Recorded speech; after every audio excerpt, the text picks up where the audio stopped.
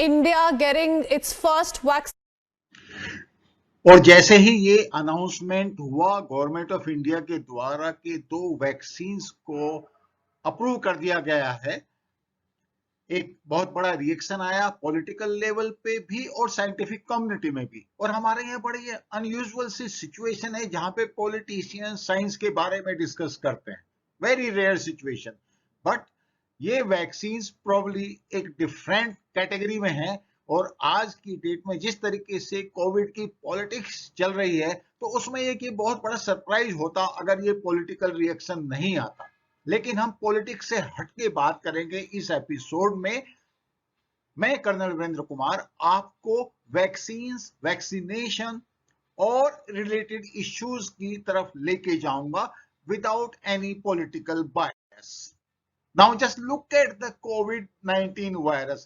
It looks so attractive, such a colorful existence. लेकिन इसने सारी दुनिया को हिलाया हुआ है। There is no doubt about that. पूरी इंडिया की और वर्ल्ड की इसने इकोनॉमी को चेंज कर दिया, हम लोगों की लाइफ चेंज कर दी। और as far as looks are concerned, it is certainly very, very impressive. Let's go into detail of this virus. Just look at it. You have got a spike protein. Please remember this part. Spike protein. ये आगे reference में आएगा. It is all protein. Small envelope protein, envelope, nucleocapsid protein, RNA, membrane protein. Protein का virus की existence में सबसे बड़ा role होता है क्योंकि वो उसका एक मेजर कंपोनेंट होता है।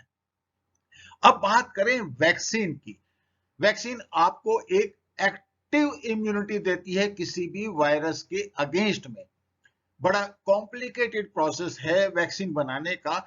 और जब हम बिजनेस सर्कल्स में बात करते हैं तो किसी भी चीज को हमें सिंपल बनाने के लिए एक बड़ा स्टेटमेंट हम जनरली देते हैं, this is no rocket science. But let me tell you, vaccine preparation, production and everything is really a rocket science. So you ought to really focus on these issues. किसी भी vaccine में सबसे ज्यादा important क्या हुआ? Antigen. और उसके बाद दूसरा नंबर किसका आता है? एडजुवेंट का। बाकी preservative, stabiliser, residual, surfactants, diluent मैं इस पे डिस्कस नहीं करूंगा। एंटीजन और एडजुवेंट को मैं डिस्कस करूंगा। अब आप देखिए एंटीजन क्या है। एंटीजन एक प्रोटीन है और उस प्रोटीन के अगेंस्ट में बॉडी में जब रिएक्शन होता है तो या तो फिर बीमारी होती है या फिर इम्यून रेस्पॉन्स जनरेट होता है। ये बात आप means you should be able to comprehend it. The key ingredient in a vaccine is the antigen. It is either a tiny part of the disease-causing organism or a weakened, non-dangerous version. क्योंकि dangerous होगा तो वहां पे disease produce कर देगा, अगर non-dangerous होगा तो वो वहां पे immune response produce कर देगा। आगे बढ़ते हैं। Now adjuvant.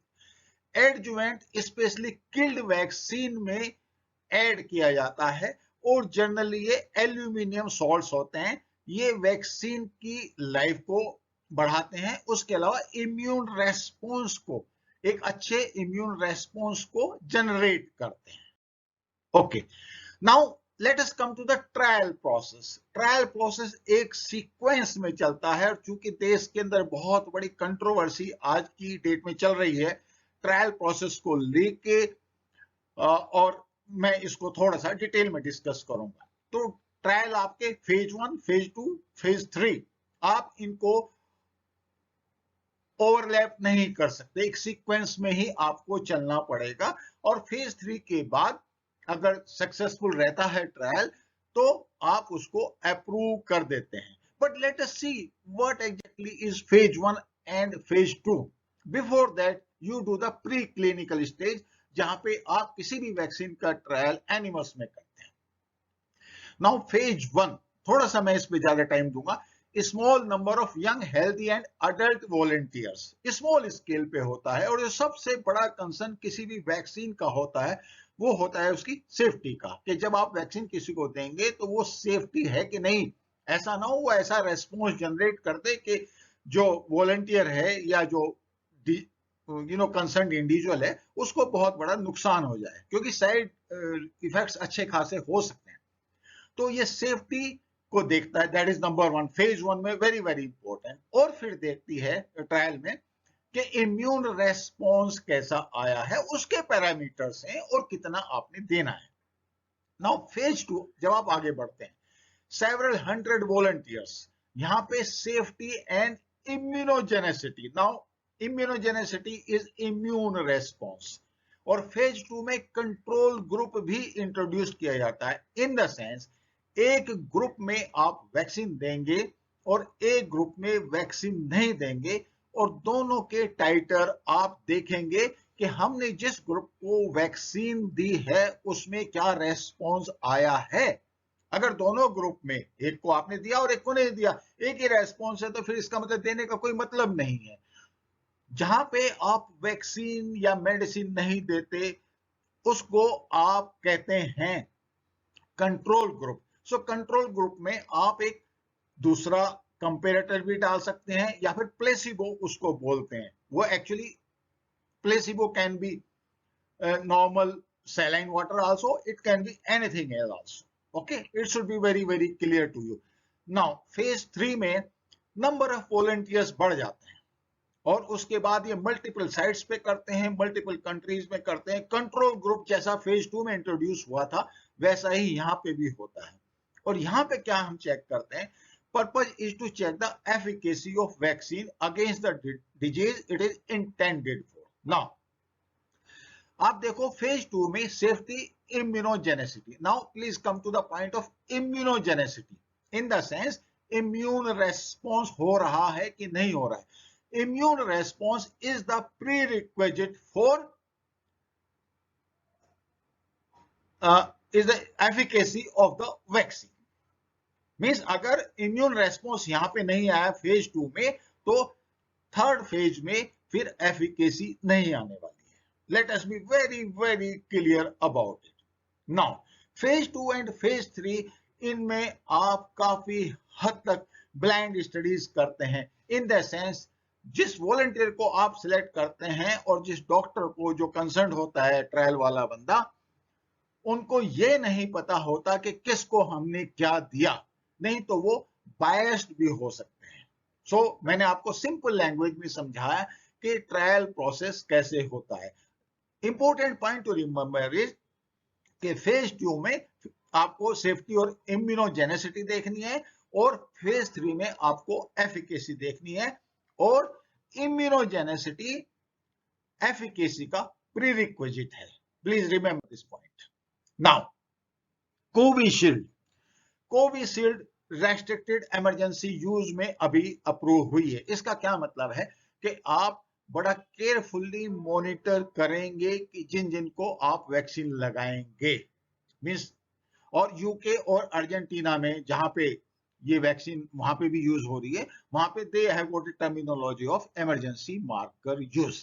ना कोविशील्ड ऑक्सफोर्ड ने बनाई है, जिसका अच्छा खासा ब्रांड नेम है, और जो कंपनी है वो एस्ट्राजेनेका है, जो अपने आप में बहुत बड़ी company है world over. It's a big brand name, so everybody has got a trust in that brand name. There is no doubt they have got a name and people believe them. ये काफी हद तक जो vaccine production का काम है, ये काफी हद तक ट्रस्ट और बिलीफ का काम है, and that is why it is so important.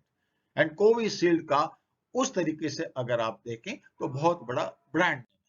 अच्छा, अब इन्होंने जो टेक्नोलॉजी यूज की है कोविशील्ड में, वो वायरस वेक्टर्ड वैक्सीन है। मैंने आपसे कहा कि अगर आप इसको वैक्सीन प्रोडक्शन को अगर आप रॉकेट साइंस से भी ज्यादा कॉम्प्लिकेट समझ ना पाए, तो इसमें कोई भी ऑब्जेक्शन मुझे नहीं होगा, because it is very very complex situation. ये हर एक आदमी की समझ में नहीं आ सकता, और इसीलिए ये रॉकेट साइंस है, इसलिए दुनिया भर की बड़ी बड़ी कंपनी इतने बड़े इन्वेस्टमेंट के साथ इसमें काम करती हैं। तो कोविशील्ड एक नई टेक्नोलॉजी के साथ एक रिकॉम्बिनेंट वैक्सीन है, वायरल वेक्टर बेस्ड, जिसमें एक्चुअली एडिनो वायरस यूज होता है और स्पाइक प्रोटीन आपको कोविड-19 की यूज होती है। It's something different. It's something different. So अभी मैं आपको एक छोटा सा स्टेटमेंट जनरल नरवाल का सुनवाऊंगा. Basically, he's a microbiologist. He was traveling, so it was quite difficult for him to comprehend my point of view. But nevertheless, he has sent this. Bharat में तैयार की गई है कोरोना वायरस के अगेंस्ट में जो Covishield vaccine है वो सीरम इंस्टीट्यूट ऑफ इंडिया द्वारा तैयार की गई है और ये इन्होंने एस्ट्राजेनेका तथा ऑक्सफोर्ड यूनिवर्सिटी के साथ मिलकर तैयार की है vaccine.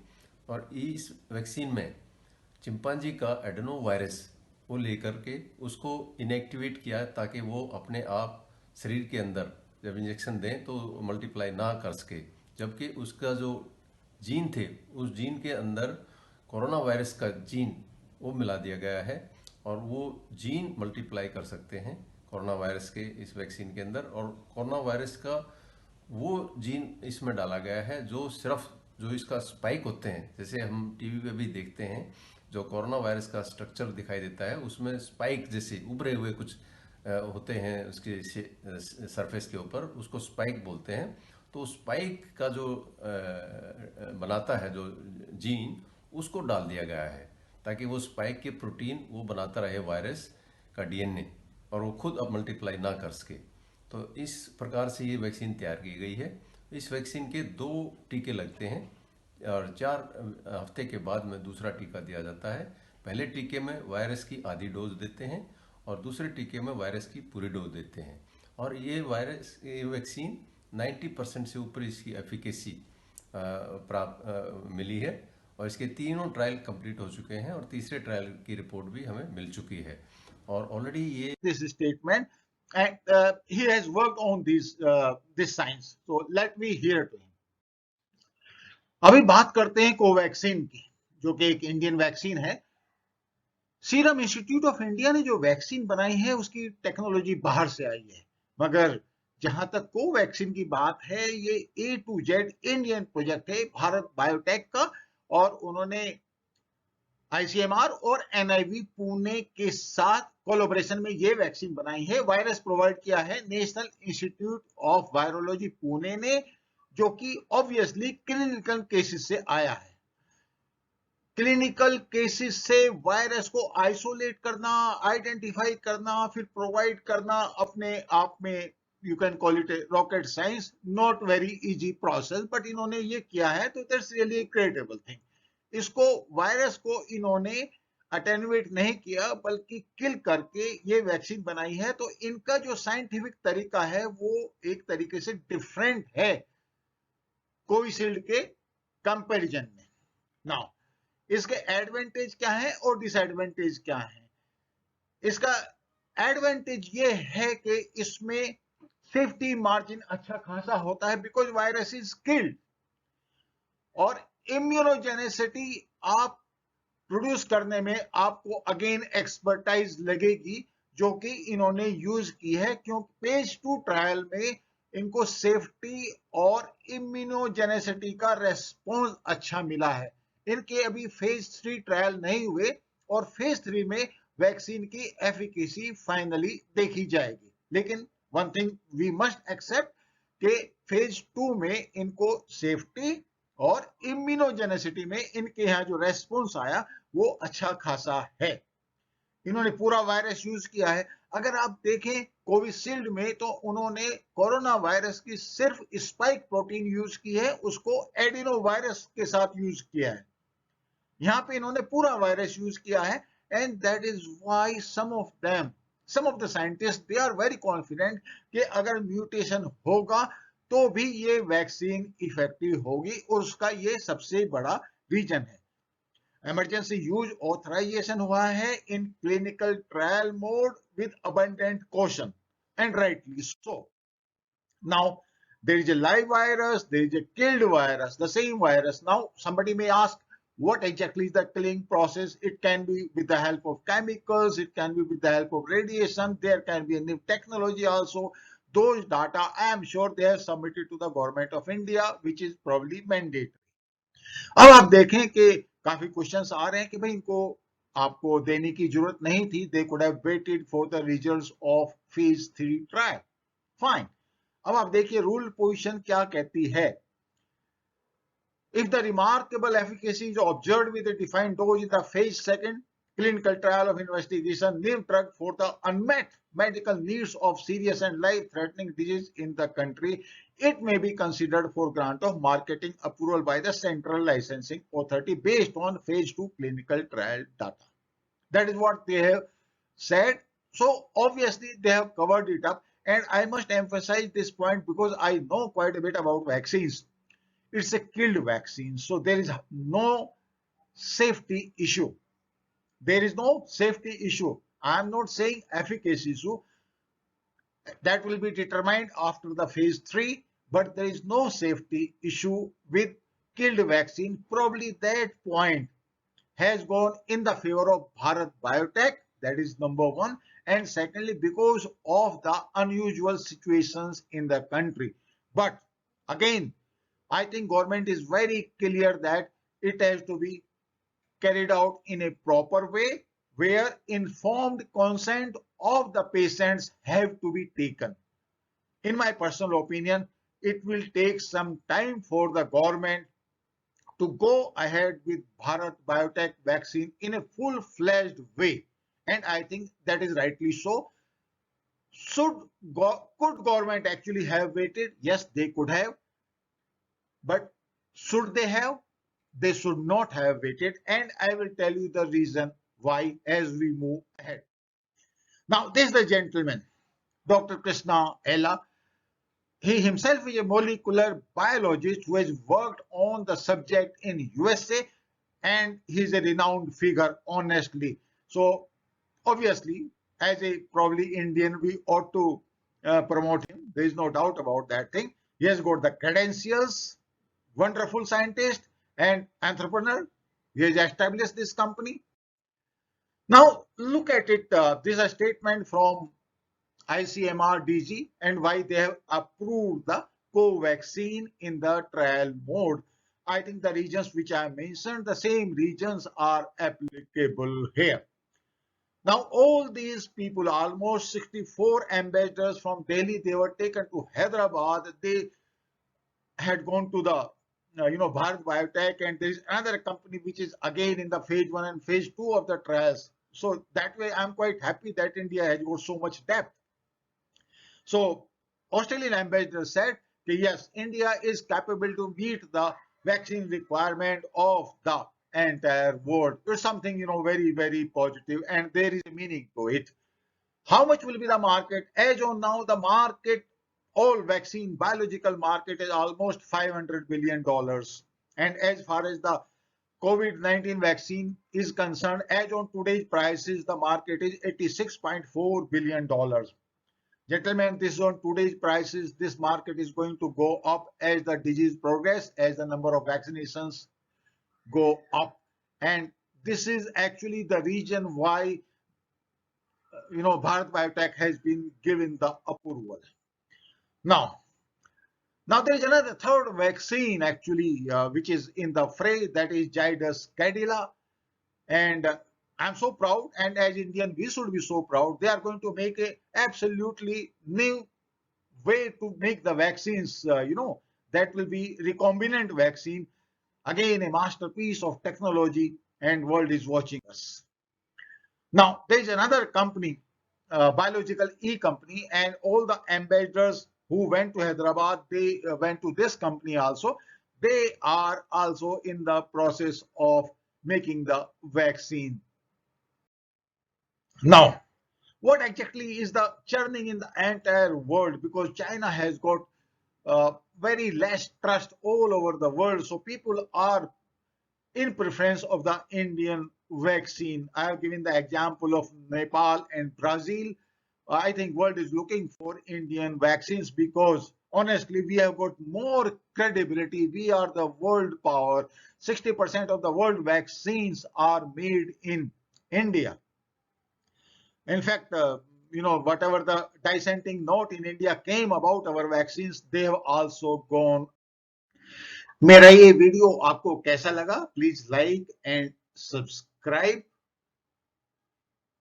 Thank you so much.